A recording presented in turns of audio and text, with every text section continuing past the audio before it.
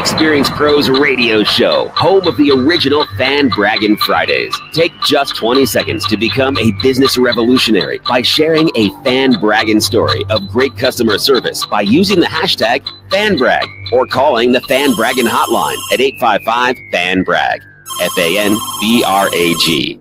Now back to Angel and Eric, the Experience Pros.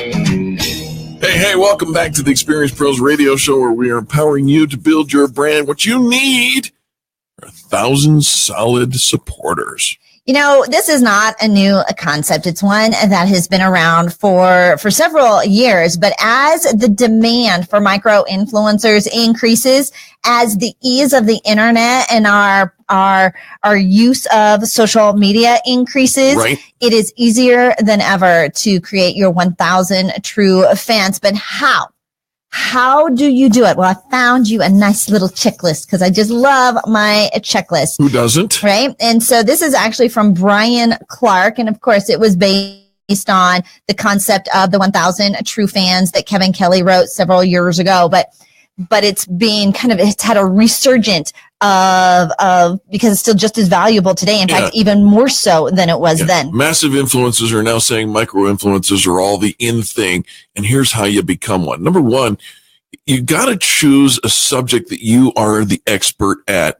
And that subject should be an in-demand subject. It is. And so according to the National Speakers Association, here are the top in-demand subjects. Okay. Speaking. Yep. So if you can help people become better speakers. Yep. Marketing. Yep. Selling. Yep. Publishing. Okay. Lifestyle. So work balance, travel tips. Right. Office management systems, operations, financial. Right. And technology. Those are the most in-demand topics that people are wanting to talk about right now. Listen, folks, you got to teach the people what they want to learn, not what you want to teach. So align yourself with that list that you just read from the National Speakers Association and go to town. Become a micro-influencer. All right. The next thing in order to create your 1,000 true fans is uniquely position your offer in the marketplace. What makes you different? How do you stand out? Right. We talked about being remarkable. And so you kind of have to up your game. You have to think about what makes you different than everybody else. And I know you think, okay, well, everybody's talking about health and wellness, but not anybody is talking about it from your perspective. That's right. Whether it's a unique selling proposition or a purple cow or a dill pickle, find what fits you. Now, if you don't understand what that purple cow or dill pickle is, the purple cow is just a symbol of something different, right? That stands out. But the dill pickle right here in Denver, where we broadcast from, was it in Denver? I believe it was. I don't recall now. It was so many years ago. A museum proprietor decided to put dill pickles at the front door when guests came in and got their tickets. They were invited to take a dill pickle on the tour with them. Why? Because it's an art museum, and you don't want to be pretentious, and nobody can be pretentious sucking on a dill pickle. Right? And so dill pickle next to your sandwich, everybody's doing it. Right. Right. But a dill pickle at a museum, uniquely positioning your USP. Yeah, I might be wrong with the location of that, but the story's still the same. Story, right? And so go outside of your industry.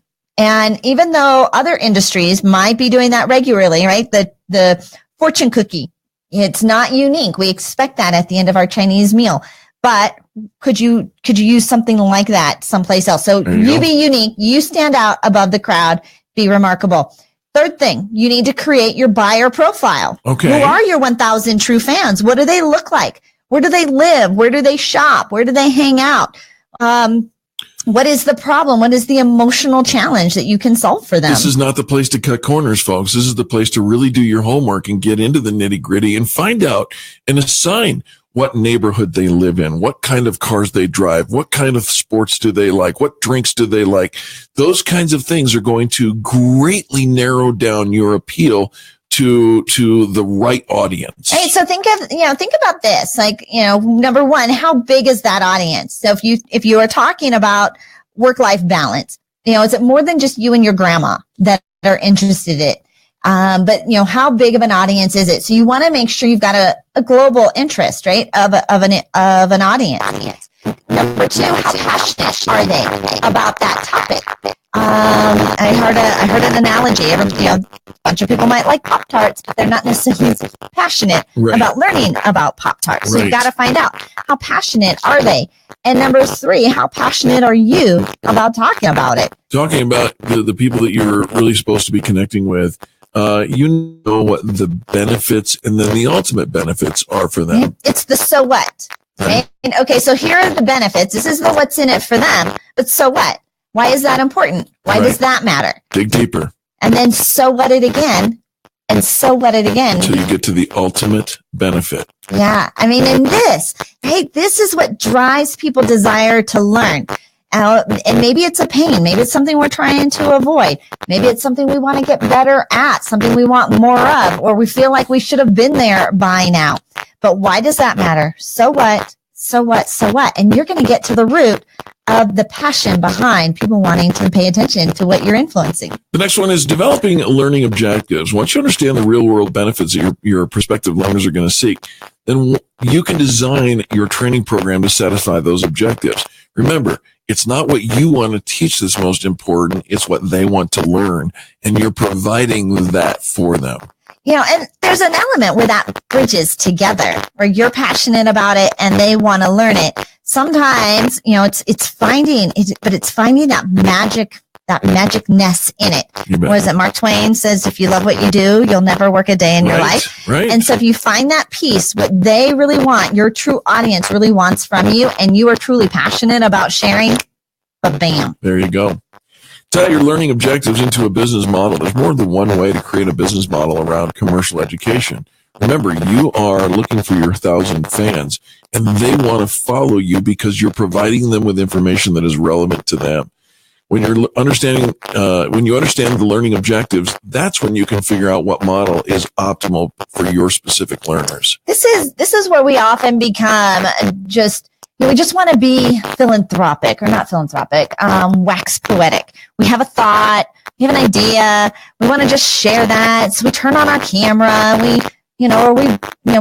share a post or something. If you tweet a thought in the internet, does anybody hear it? And so when we talk about becoming their true fans, we really are talking about your customer base. We're selling something. We're leading them into your sales funnel in a way that is actually educating them, giving them some information, being right where they are, being available when they're looking for you, so that they can you've given them a result that they'll now go and purchase from you. And so, yes, you might just love to talk about unicorns and rainbows or whatever it is you love to talk about, but make sure it ties to your business model. So an example, Eric and I, when we first started Experience Pros, we trained on customer service. Right. Everything we talked about was customer service. You bet. And so what we talked about, what we taught about, always led to the business model of what we were selling. When we switched over to radio, we were still talking about customer service. Right. But to get that connection to selling advertising was a complete disconnect. Sure. Because we're talking about relationship marketing, we're talking about building a fan base versus traditional advertising, and the two didn't connect.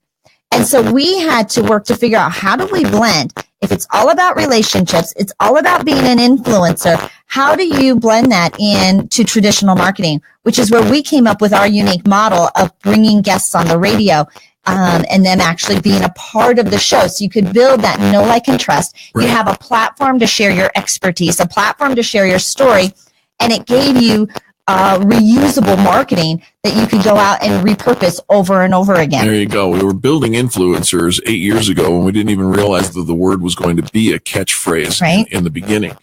Now, you also need to if you're wanting to get those 1,000 fans following you, the true fans, you need to make sure that you research and identify the content source material.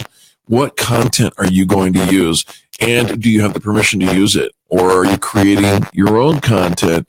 Are you researching and synthesizing, reformatting, or are you coming up with original stuff? Right, you've heard of sales funnels. That's what this is, right? We're attracting them. We're giving away some content. We're getting them into our program. We're inviting them to our website. We're inviting them into consultations. We're inviting them into web courses, and slowly building up that know, like, and trust. But you have to select the media that you want to use for building your true fans. Social media, super easy. Everybody's there. But you have to remember, everybody's there.